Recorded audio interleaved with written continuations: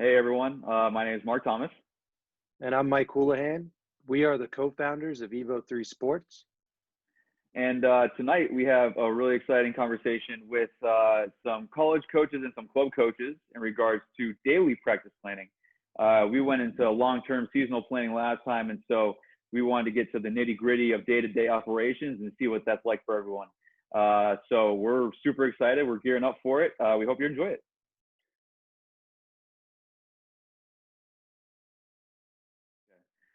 Hey everyone, my name is Mark Thomas, and I am an assistant coach at American International College. I'm Mike Houlihan. I coach at UMass Boston, and Mark and I are co-founders for Evo3. Hey everyone, my name is Jeff O'Coin, and I'm the assistant coach with Harvard Women's Volleyball. My name is Kevin Kirchhoff, and I am a club coach at Trinity Volleyball Club in Tampa, Florida.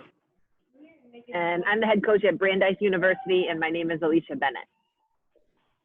So right now we got this great group together, people from all over. So obviously, if you guys out there notice that we're Division I, Division II, Division III coaches, as well as club coaches.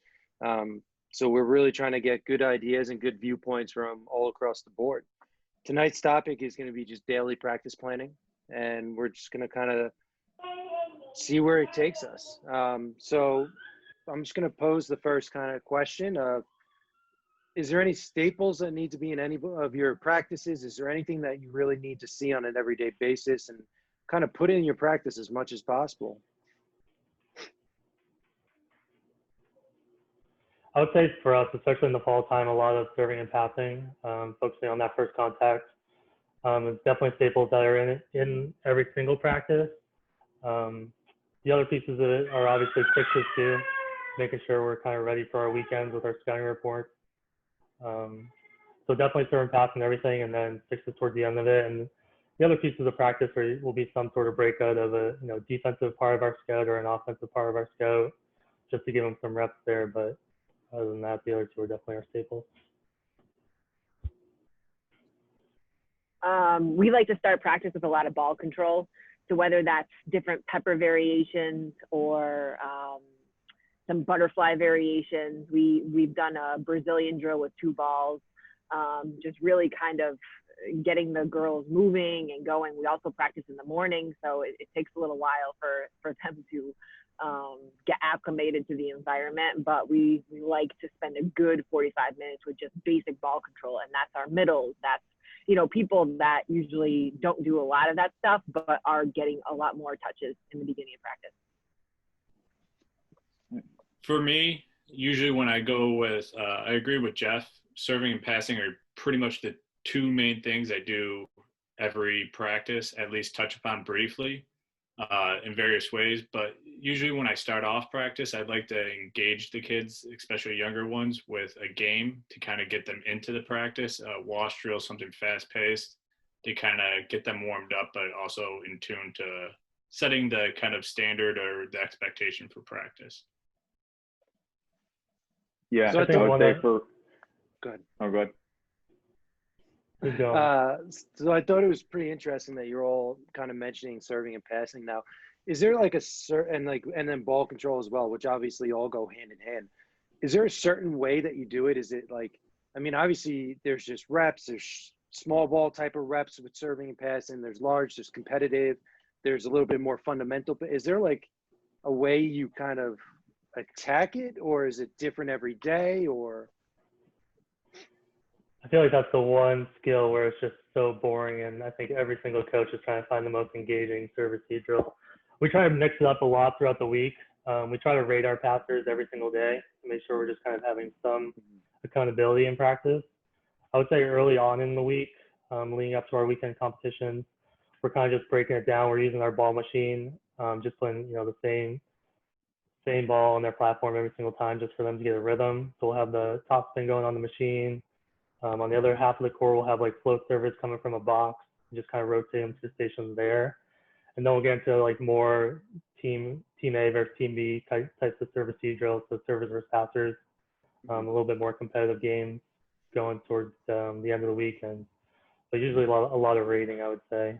Not too many like different variations to the drill.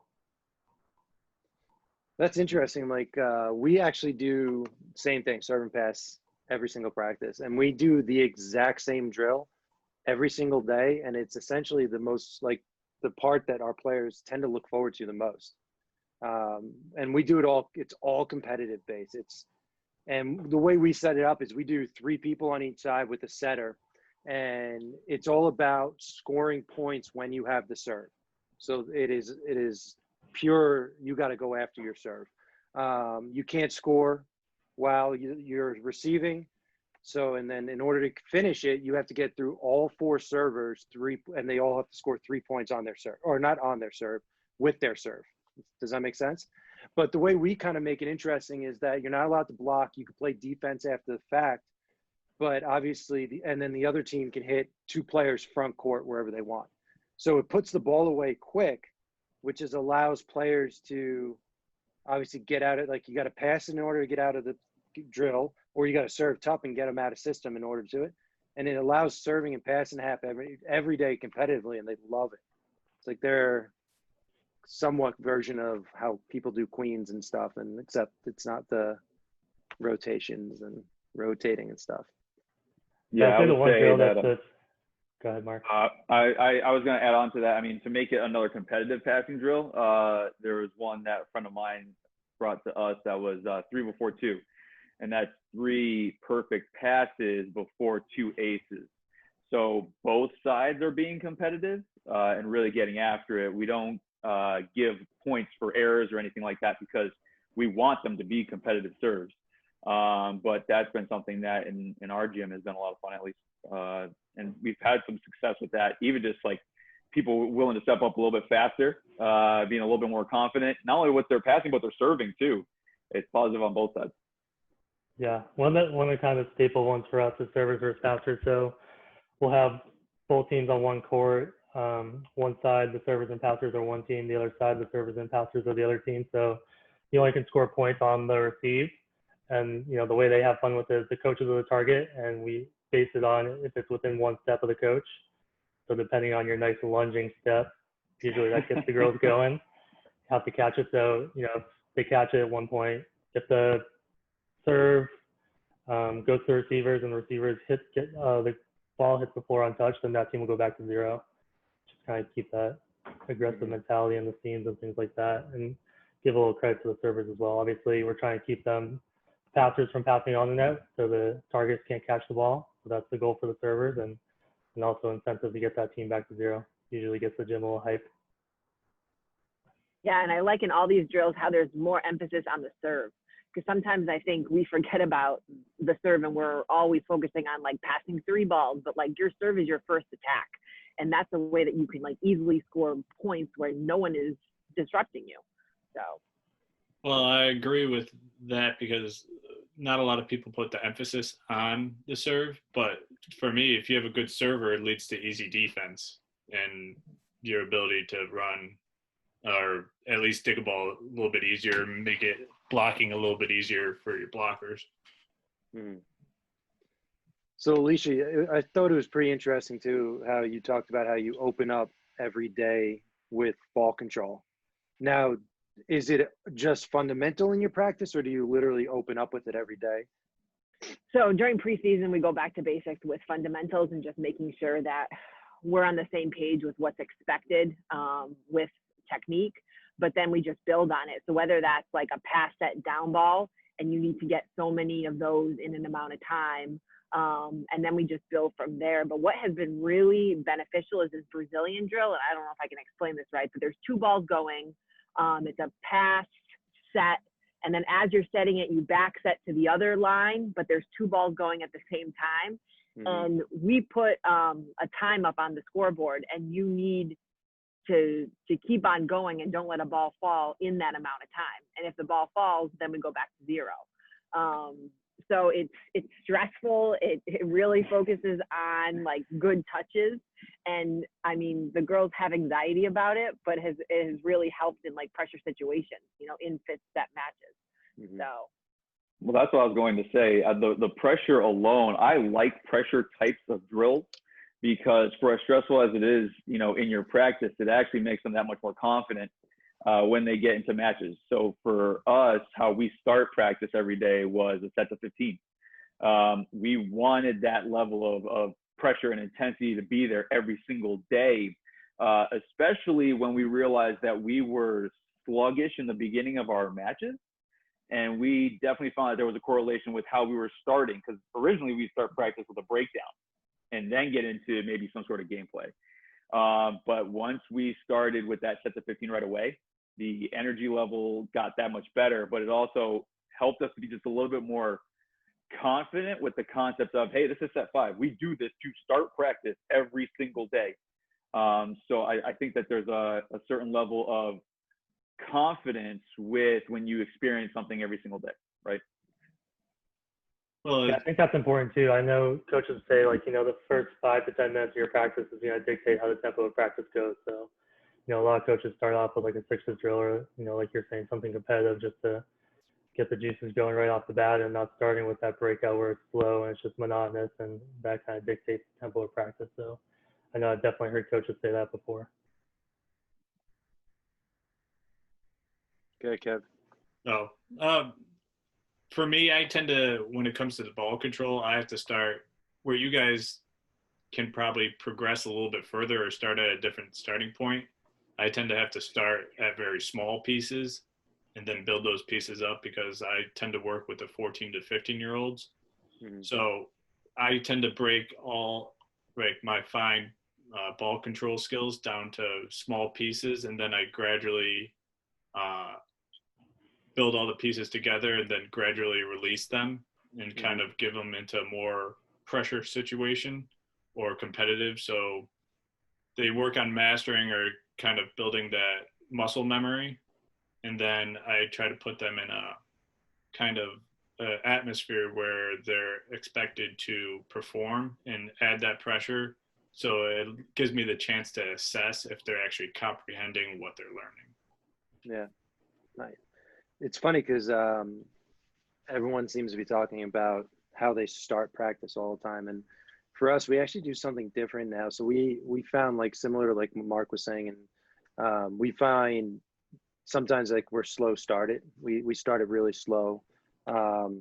So like we've went to like almost rolling dices. So like we always try to have structure in practice in terms, like, we're always going to do some kind of individual fundamentals. We're going to do our kind of dynamic where we're putting positional groups together, some kind of control play, some kind of live play. And then we always try to do, obviously, our competitive serving passes. So what we've started doing is actually just rolling dice. And that's the order in which it's going to be made for that practice. And the randomness of it is actually, I think it's keeping players kind of engaged a little bit, as well as, like Mark said, sometimes we start with a match, sometimes we don't, and it makes them have to almost focus and kind of be okay and be ready for that randomness to happen in matches, because there's matches that you just start off really well, or the other team doesn't start well, and then they bring the heat out of nowhere, and then you're not ready as well. And I think so it's kind of worked a little bit for us in certain situations. And I was just wondering if anyone else does anything similar to that, or anything else like that, or is it? Well, like for my current situation, because we're a smaller club, and we have 2 courts, but sometimes there's 3 teams in there at the same time, that sometimes the randomness of who's going to be in the gym, we have to be flexible with. And that's part of the challenge that we try to work with the other coaches, but the girls understand that adversity happens and that we have to be kind of work with what we're given and go from there. A big thing for us is routine. So one thing that we've done over the years is we've done a pre-practice routine where the players are responsible for it. So it's usually about the first 15 to 20 minutes of practice, and about 3 to 4 phases. So each phase is probably 3 to 5 minutes. And they're just responsible for kind of going through that. And that's their opportunity to, get in the mind frame of practice starting, let everything go from the day, just kind of get some touches on the ball and get ready. So once the coaches get there, it's time to go. We're not wasting that time just getting ready for practice. And the players will write their goals on the board before our pre-practice routine. So they'll have their goal for the day, go through their pre-practice routine by themselves, and then we'll get the road in, get going. yeah, kind of going off what Kevin said, I think depending on the personality sometimes of your team, I like asking my players sometimes, like, how are practices going? Like, do you like the feel of everything? And in Division III class schedule, so we lose some of our kids. And if I need to put a really important drill for if we're playing UMass Boston later in the week, we want to get that drill up front. So maybe we need to warm up a little differently to get that drill out of the way, because we lose a lot of kids at practice. So yeah, I mean, going off what Jeff said too, we actually do the same thing. So the 6 segments I talk about is all post kind of the player warm up. So yeah, we don't touch any of the dynamic, and then what we do is they all have to go through their own routines positionally. We always do footwork where they start off every day doing obviously dynamic, and then they all go into footwork patterns, and they all go into their arm warm ups. And then, yeah, once the coaches come in, it's whiteboard and let's get going. Yeah, we're similar in that sense too. Yeah, I mean, for us, it was very similar in regards to everyone's doing a position warm up after dynamic. The one thing that we did do together was we would do a blocking drill that actually, Mike, I think you introduced this to me when you were coaching me in college, where you're blocking on the outside, right side, 1s, 31s, but we're working as a defensive unit all at the same time. If you don't block the ball, you start at the beginning though. And so it just helps to hold people accountable right away. But then after that, everyone goes into their own positional breakdown, just so that way they can get ready as they need to get ready. And it is a lot of that, just like you were saying, Alicia, a lot of just asking questions like, hey, what else do you need? Is there anything else that you need to change about this warm up? And really, we didn't like to have the same warm up happening throughout the course of the entire season, because if you did, then it just got redundant, it got slower. And so we would ask them those questions while at the same time coming up with some new stuff, making it kind of like a combo of the two. So that way we're both working together, staff and athletes, just so that way we are making sure that we're using the right things and we're doing the right things during warm-up, so you actually are ready. There can, be times where sometimes they're like, oh, I need to get my shoulder warm up. Well, you've been doing a shoulder warm up for like 7 minutes now. So like, like little things like that you kind of have to hold athletes accountable sometimes. So. Yeah, for sure. We're very similar. We kind of broke it into like 3 phases. So we'd have like the non-conference. We do the whole same pre-practice routine. Once we start conference, we change it up, and then the second half of conference, change it up one more time. And very similar, like things that we need to focus on, things we need to get better on, we'll incorporate that into the pre-practice part of it. And again, getting the players' feedback was big for us too. Yeah. Jeff, you were saying before that you have your athletes write their goals on the whiteboard. Is that every week? Is that something that's just consistent across the board? Does it change daily? Every day. So they'll come in and write their goal on the whiteboard for the day. They'll see what the practice plan is, and they'll have their goal that's kind of in relation to what we're going to be covering in practice. So, we try to make sure that they're being as specific as possible, and then at the end of practice, they'll check it off or exit through whether they got it or not. And if they want to keep it for the next day, they're more than welcome to. But just kind of another thing to try to hold them accountable and engaged throughout practice, have a purpose.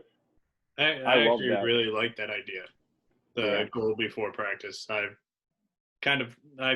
pretty much never thought of that, but that's a really good idea that I think would be possible to do with younger kids as well, and get them in the mindset that of I'm here to work. I'm not just here to play volleyball. Sometimes I run into that, but to kind of get them further engaged into what am I going to try to be better at in this practice.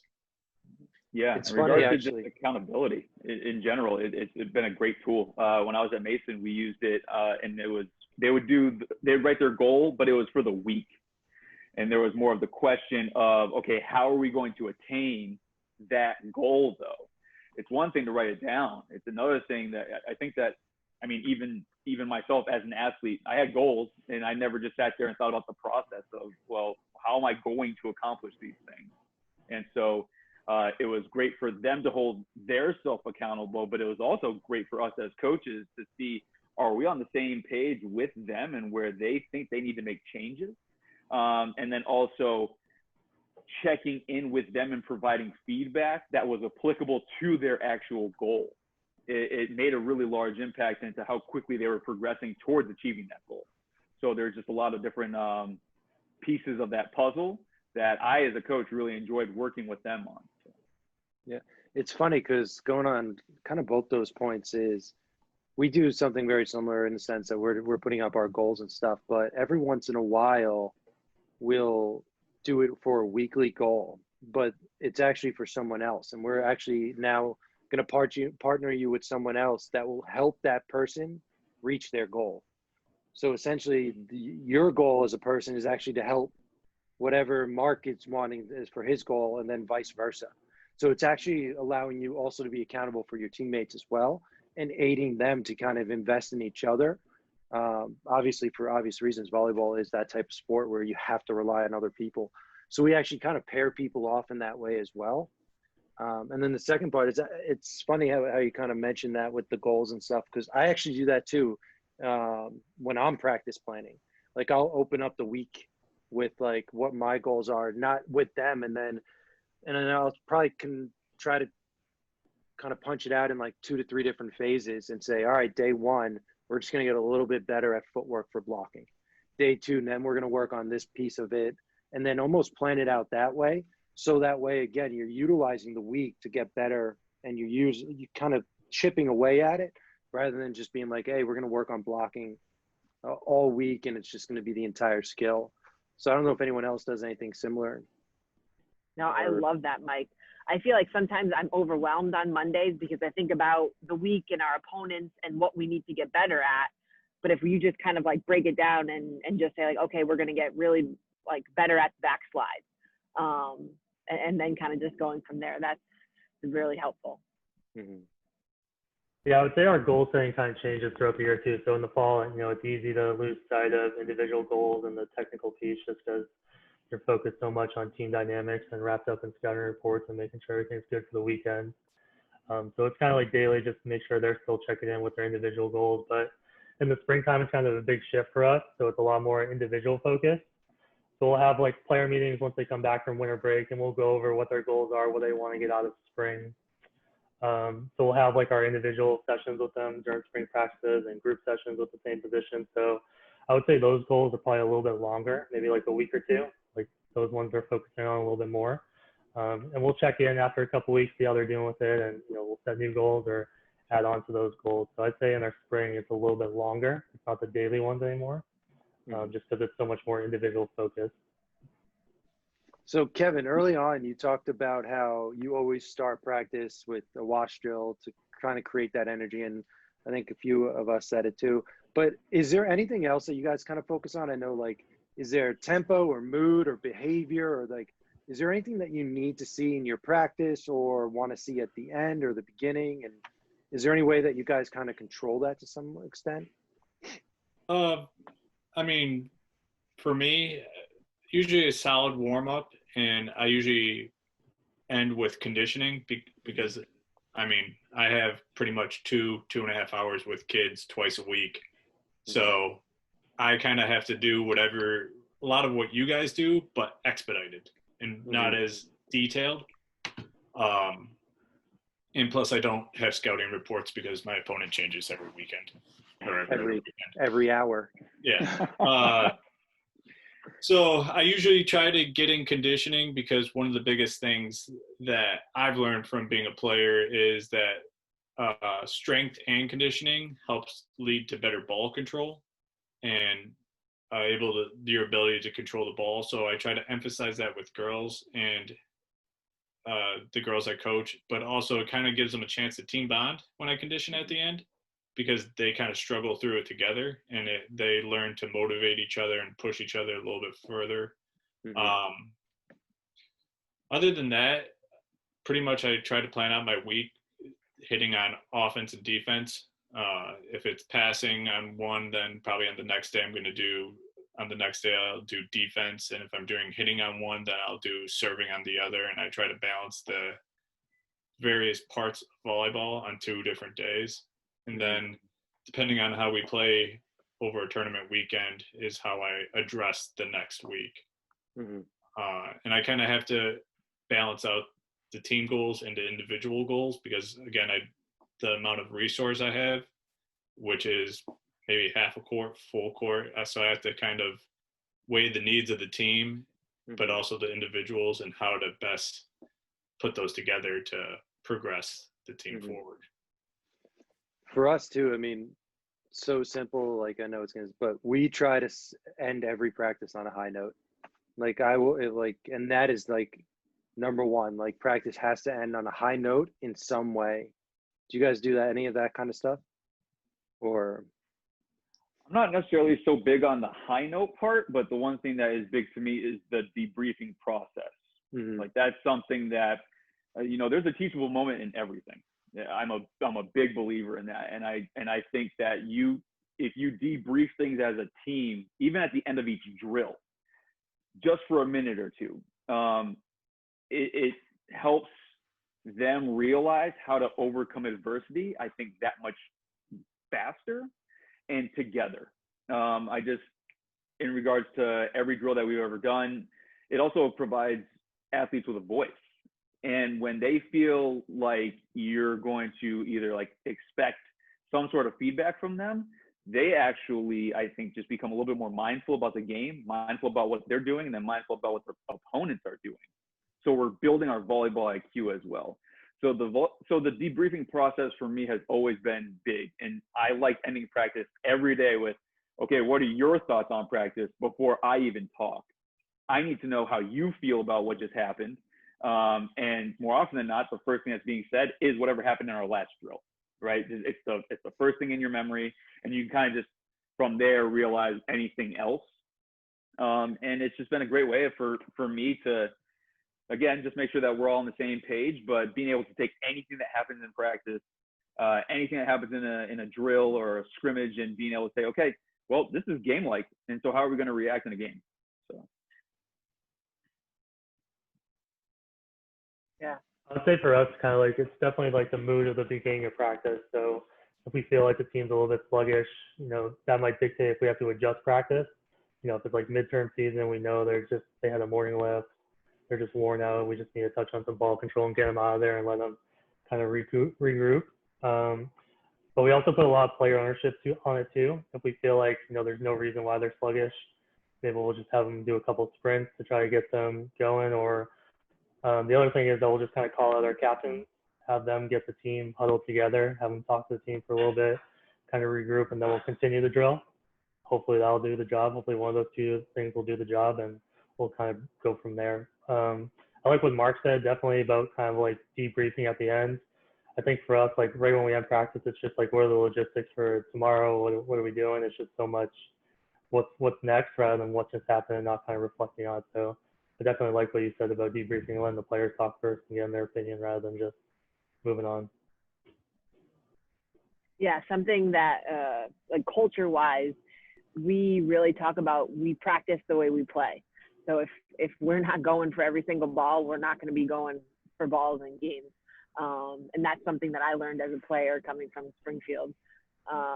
So it's just something that they know when they step in that gym, that it's maximum effort, even if we're not like touching balls, like we're going for everything and just really ingraining that in as this is a time to work, and that's how we're going to perform when we play.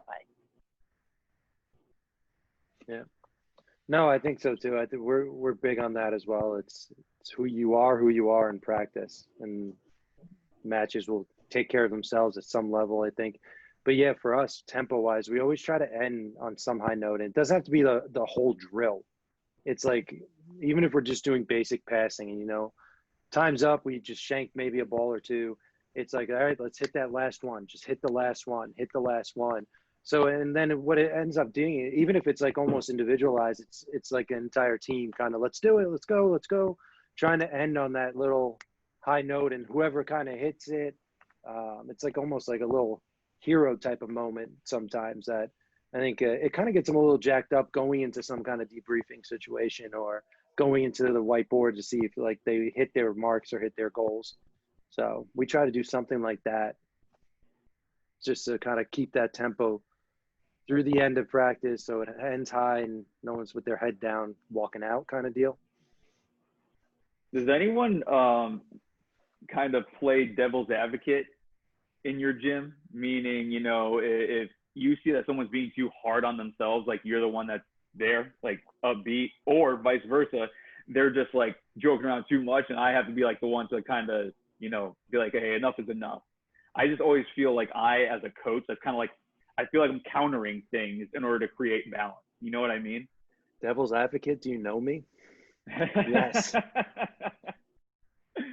It's so funny. It's like one day in practice, I feel like I'm being the one that's really positive and supportive because I see like they need that, right? But then the next day, you know, sometimes they can take that for granted, and then I have to be the one to be like, hey, like, you know, let's focus on the here and now.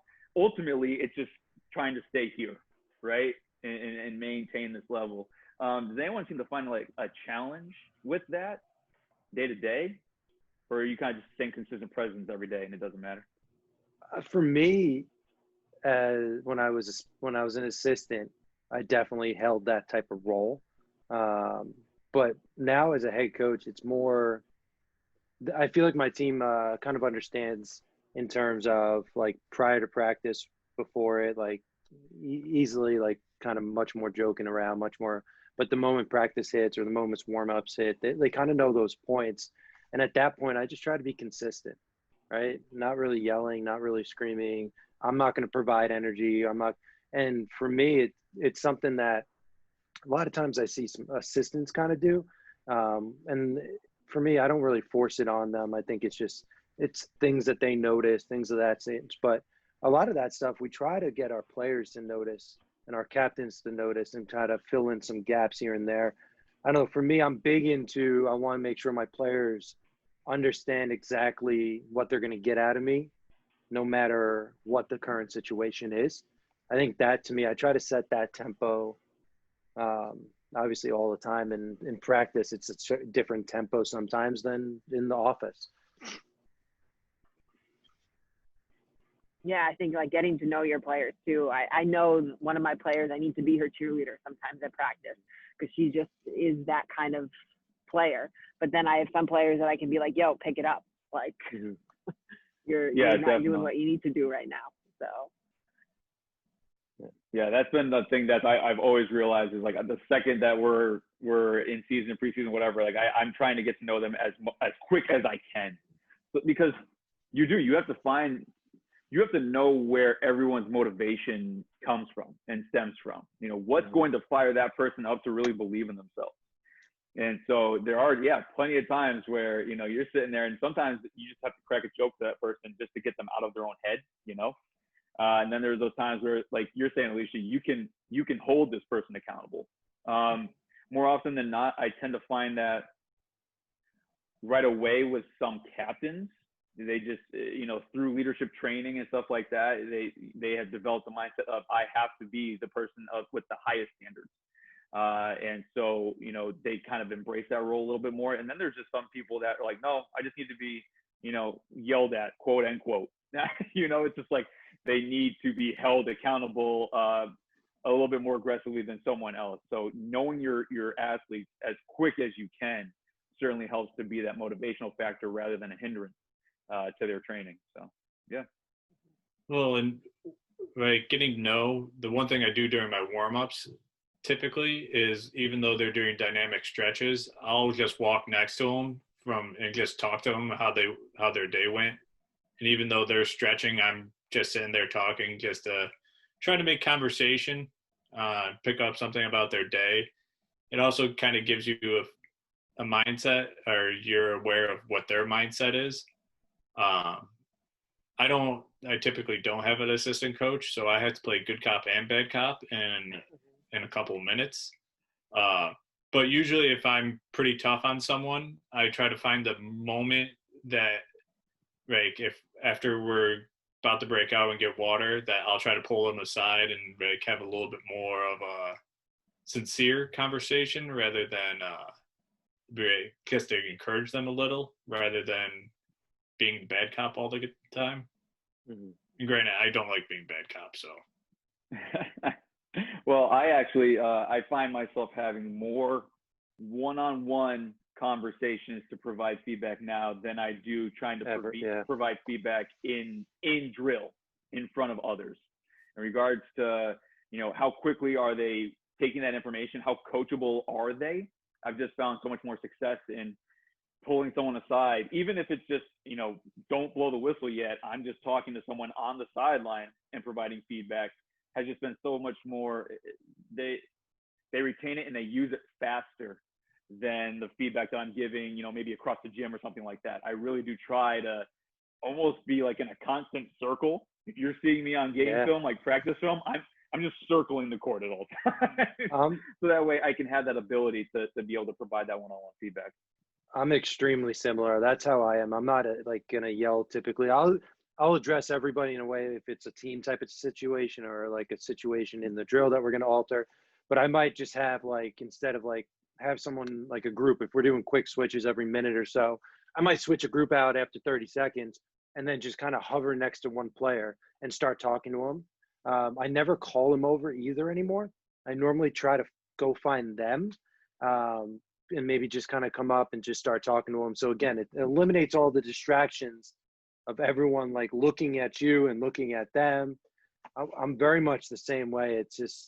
It's kind of one-on-one more feedback than anything.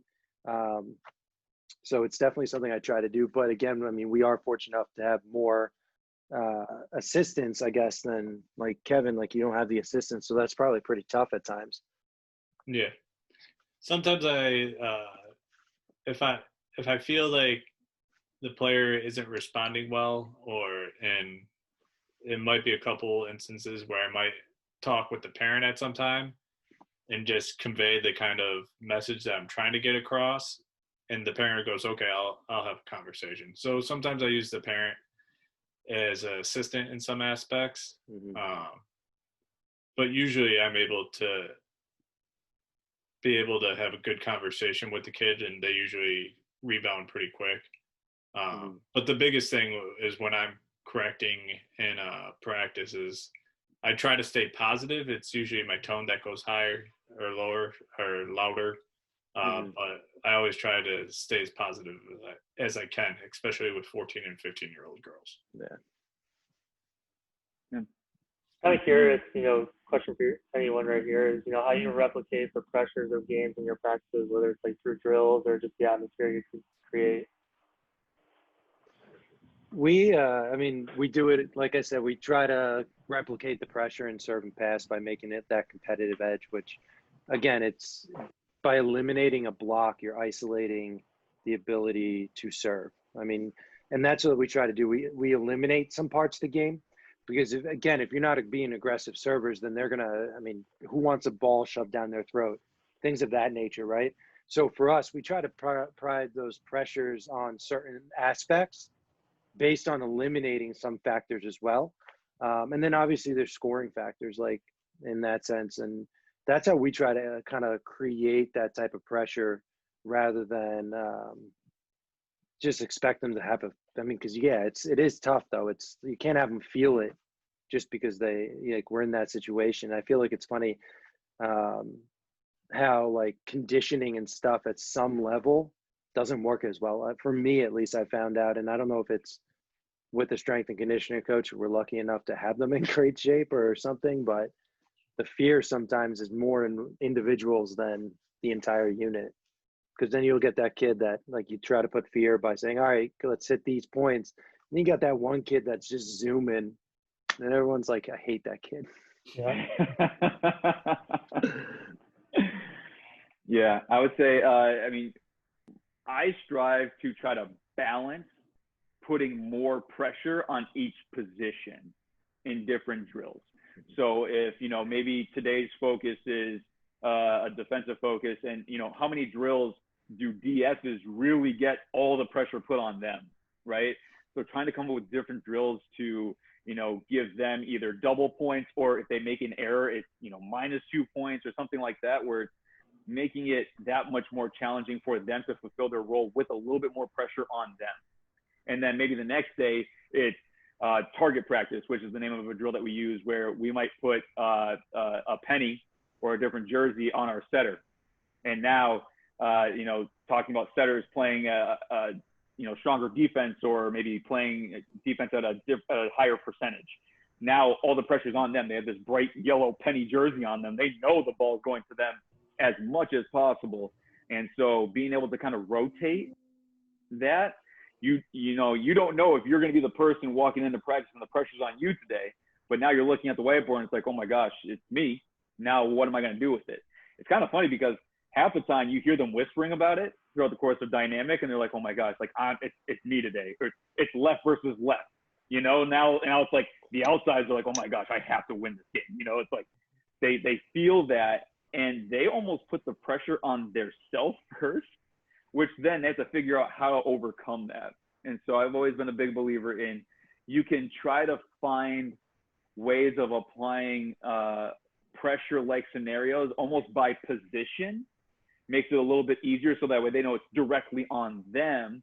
And it also helps their teammates to realize that they have to support that person too, especially in scenarios like, left versus left, which is an outside versus outside drill. You feel like a terrible teammate if you don't, cover that ball that they got blocked on, or, little things like that. So it really helps you to focus on, I need to be there for that person in this moment, because they're relying on me. They can't do it on their own. In this game, you can't just take over a game and it's all on you, right? So, it provides a good balance for, even though the focus is maybe on one position or two.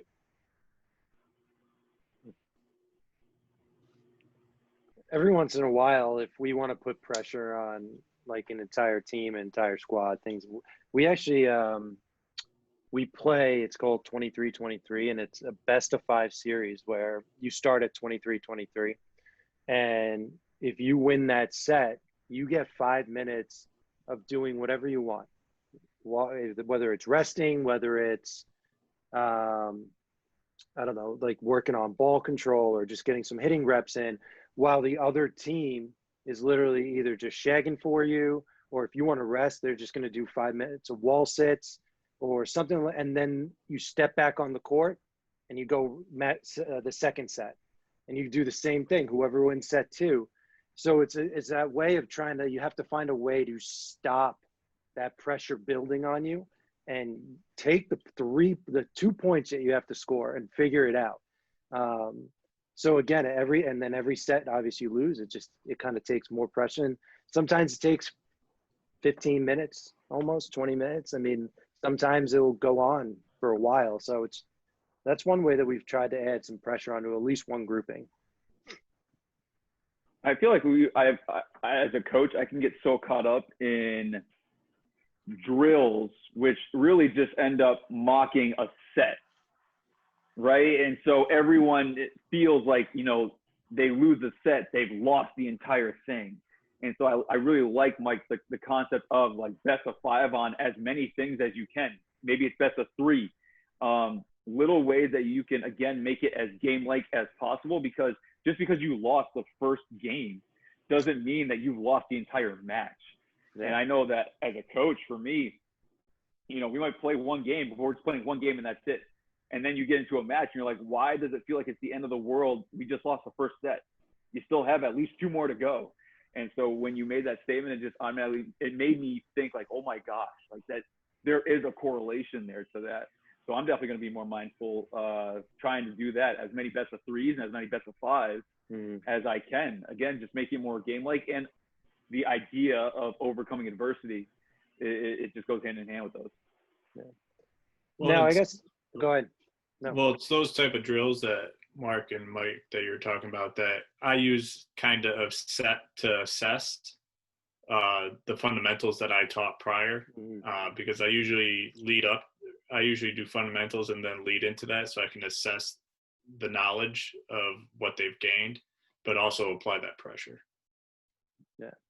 So it's funny, we're talking about drills and stuff.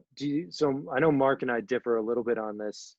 I don't know if I used the word little right, but anyway, how many drills do you actually do throughout the course of a year? Like, we're like everything we do is like 90% the same type of drill, and then we tweak what the emphasis is, or we tweak outcomes, or we tweak scoring systems. So I'm a huge believer in not wasting time, and I feel like describing new drills sometimes ends up taking a lot longer than you anticipated it, or they don't get it, and then it's like kind of like, so like we do like 90% the same drills the entire year in different emphasis. Do you guys, like, what do you guys do?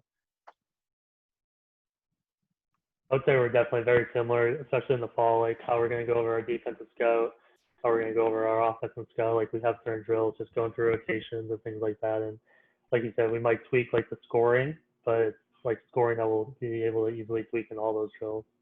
So it's just a lot of things are like kind of 4-ball washes. So 2-2 wash, 3-1, 1 point, 4-0, 2 points. So trying to work on runs in volleyball. So I think that's a lot of kind of like the scoring types of things we'll do, but very similar drills that we're doing throughout the whole season. Yeah, I have trouble reading a book and then implementing that into practice. I'm always like asking my assistant, like, can we do this drill and can you just explain it? So if we kind of need something new, I actually go to Art of Coaching a lot with all those videos that they have. It's really helpful. But we don't do like a lot of different stuff. It's like the same stuff like what you're talking about. Because I want to make sure that I feel comfortable talking about and explaining the drill so they're not just like so confused that they're focusing more on the scoring rather than playing volleyball. So I feel like when we try to think of new drills too, we're trying to think of every single loophole our kids are going to figure out to win the drill. That we're focused more on that than actually just their normal drill. Yeah. Yeah, if they find loopholes, I just let it be. Just figure it out too. I mean, at that rate, I'm right there with you, man. Yeah, I'm brutal. Always thinking worst case scenario. I'm just like sitting there processing, like, how are they going to find a way around this drill? But yeah, just in personal experience, this is like Mike and I, we talked about this for a long time. And I like either coming up with new drills or using different types of drills to keep athletes engaged. Sometimes it's the same drill that we've done in the past with a different goal, and I just name it something different because it just provides them that opportunity to go, oh yeah, okay, we kind of already know the concept of this, but it almost helps them to gain a new focus on what it is that we want them to work on. Sometimes they can get so caught up, I can't think of something off the top of my head, but you can get so caught up in thinking about one aspect of a drill that you're not paying attention to what it is that we are actually trying to focus on, right? And so, again, just in the past, athletes have liked the idea of a new game. And yes, trust me, plenty of times we sat there and had to explain, answer question after question. But also to your point, Alicia, what I'll do is if I feel like I'm misunderstanding a part of it, I'll just modify it so that way it's my drill. You know what I mean? I'll just say, okay, like I like the concept of what this is. I'm struggling with why you would go to this point. What if I made, this change and you get a point? So you kind of almost create it into like your own thing. But yes, are you spending plenty of time, breaking down what it is sometimes? Absolutely. Especially wash drills that you might create. But ultimately a wash drill is a wash drill, right? Just put a different name on it and it's still going to be like, you need to get 2 out of 3. You need to get all 3 or you're going back to square one. And so I've been in gyms where it's a gold medal squared emphasis where there's only 6 to 7 drills. And then in the gym that I'm running where, we might have a bunch of different drills every week. I've been in practices where we do the same drill for a week straight. And then the next week we'll go into a new drill and then we'll do that drill a week straight for the entire season. Everyone seems to have a different feel for it. And I really think that it comes down to just, again, knowing your team though, too. What works best for them? Are they the athletes that need something new, something different every time to keep them engaged? Do they do better when it's the same drill that we're working on, consistently? Maybe you only want 6 to 8 drills and they find a stronger level of gain, with that confidence of knowing completely what it is that we're trying to do with this drill. I think it just comes down to your athletes and knowing them and knowing what motivates them best. Well, Kevin, what about you? Yeah, because you got a much different grouping than we do. I know. No, for me, usually because I've worked a lot with different coaches. Sometimes we're sharing the court. If they have a new drill, tend to be open to it. New wash drill, I kind of let them take the lead because they can better explain it. But going off what Mark said, I tend to change a lot of my drills based upon what my kids need. If for some reason I'm saying it one way and they're just not grasping it, then I might find a similar drill that might emphasize it in a different way, a different technique that I agree with. And I do, like, I've used Art of Coaching as well, and they have a good variety. So if something's not working, I kind of look back on how I'm teaching it, and then I might go find something else to help not only build my repertoire of drills, but also to see if it'll have an impact on the kids. Well, that's like the equivalent to, you know, if you have certain cues, right, and they might not click with an athlete, you change how you say it, you change, you know, your wording or your verbiage a little bit, and then all of a sudden it's there, right? And you're sitting there going, yeah, perfect. You have to. I feel it's a coach's responsibility to modify your cues and your drills to make sure that they do understand, athletes do understand what it is that you're trying to do and what your goal is for something. It's frustrating for me, you know, if I'm watching a practice, for example, might not be in my gym, where that's not the case, right? And so I really like the fact of, if I feel an athlete is struggling either accomplishing a drill or maybe it's a specific skill, I almost embrace the challenge of, no, I'm going to find a way to help this athlete overcome this challenge, because they can do it. I'm never going to, as a coach, ask someone to do something they can't do. And so I want to make sure that I'm that supportive figure for them. So when it comes down to drills and stuff like that, I think it's the same way. Just like Kevin was saying, I think that if you can come up with maybe a different type of drill, maybe modify the drill a little bit so it works a little bit more efficiently, I think it's our job, our responsibility to make sure that we can make that happen to help them, you know, accomplish tasks that we're giving them. Yeah, this was a good conversation. I liked it. One thing for me, I think I'm probably going to start implementing is the phases and warm-ups. I love that. Jeff and Mark, you guys both talked about that. That was awesome. I think that's something that I do. I'm going to change up a little bit now, knowing those kind of situations, than keeping the same type of player warm-up on their own. So that was pretty cool. Yeah. Like I told you before, Mike, like I never thought like that. It was like an epiphany immediately when you were talking. I was like, oh my gosh, all right, that's a 5, that's a 3. I got to start doing that much more often. But this conversation was awesome. This was great. I got little bits and pieces from everyone, which is the goal of this, right? I want, you know, us to be collaborating with each other with different concepts like this. I mean, how many drills do we just rifle off in the course of, you know, less than an hour, right? That's why I enjoy doing stuff like this. So anytime that I can talk shop, I'm a big fan. So. Yeah, you guys are always invited back. Thank you. Sure. If you want to follow up with us, our website is www.evo3sports.com, or you can follow us on all major social media brands at evo3sports.com.